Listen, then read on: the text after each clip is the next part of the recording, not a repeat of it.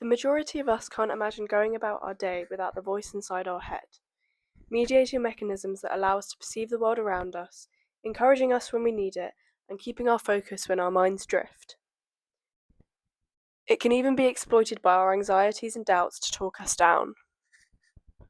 Vygotsky proposed, in his theory of cognitive development, that we are all born social beings, and that over time the conversations we have with those in our surroundings become internalized, and we discuss our behavior with ourselves. In discussing our inner voices with my peers, I learnt just how varied this cognitive tool can be. So if you were about to get on the bus and it drove past you and you were already late, do you think that you would think in your inner speech that was annoying, or do you think you would just feel annoyance, or both? I would think that's annoying. I would probably swear in my head. I think I'd feel annoyance, so I'd probably say something in my head. Deliberating whether to go to Costa or Greg's, would you, in your head, be literally thinking the words to deliberate between the two options? Or would you just sort of think in concept? Definitely with words. Yeah. Definitely, I'm Like deliberate. there's a yeah.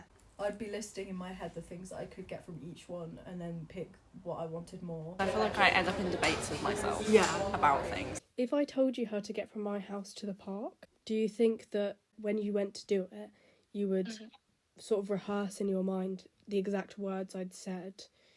Or do you think you would sort of have remembered as more of a feeling and a memory? I think I'd try and, when you told me the directions, I'd try and rehearse them in my head so that I remembered them, so it would be sub-vocalised. Yeah. And then I'd go based off that, so I'd be like, okay, turn left, now turn right, now turn. I would definitely rehearse it, especially because getting directions like that always makes me so nervous. I'd try to recall what you said to me. I found that while some individuals described their inner speech as largely grammatical, others reported that their inner voices focus exclusively on semantic meaning, akin to jotting down brief notes, also known as condensed inner I probably speech. think more grammatically, but there are times where I will cut out things. No, it's not fully grammatical. Well, I don't have the perfect grammar, no. Most people said they use their inner voices to evaluate their own behaviour and actions, to criticise or encourage themselves, with varying degrees of each. I'd try and motivate myself. Or if I'm running, I'd say, keep going. I would never, before therapy, have been like, oh, you can do this. My inner speech would only be like, you can't do this. Stop trying. That would all I was hear. This evaluative inner speech has been shown to affect our mental states and moods, and so I asked how inner speech makes people feel on the whole. Probably more anxious. Probably calmer. A bilingual friend reported that, although Hebrew was her first language and her primary language spoken at home, her inner speech has consistently been in English for as long as she can remember.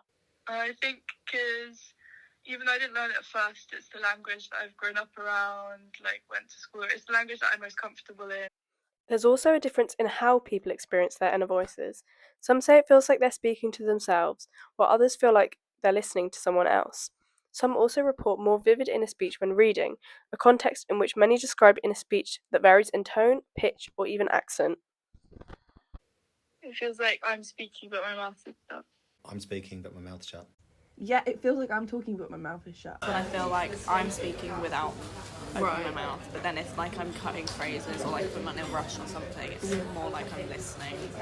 Evidently, there are a range of uses and forms of inner voice experience, varying in terms of our perspectives and environments, and producing further differences in our moods and mental states. This raises an intriguing question. Is it possible for someone to have no inner speech at all? This area is receiving growing attention, and the answer appears to be yes. For most of us, there is still a line between our inner version of speech and the act of consulting abstract, so-called unsymbolized concepts.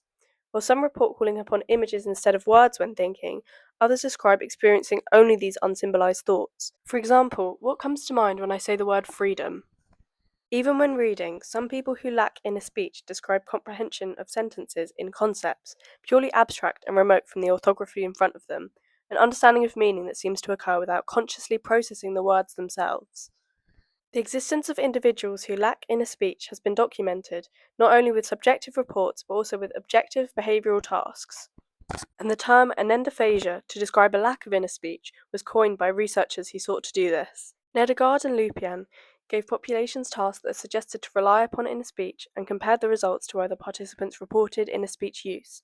For instance, recall for verbal working memory was higher for those that did report inner speech than those that didn't.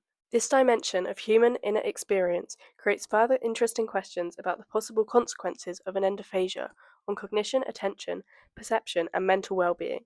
It also has possible applications, such as how we approach teaching if some children perceive words differently, or in talking therapy if thoughts are more accessible in verbal form for some than for others.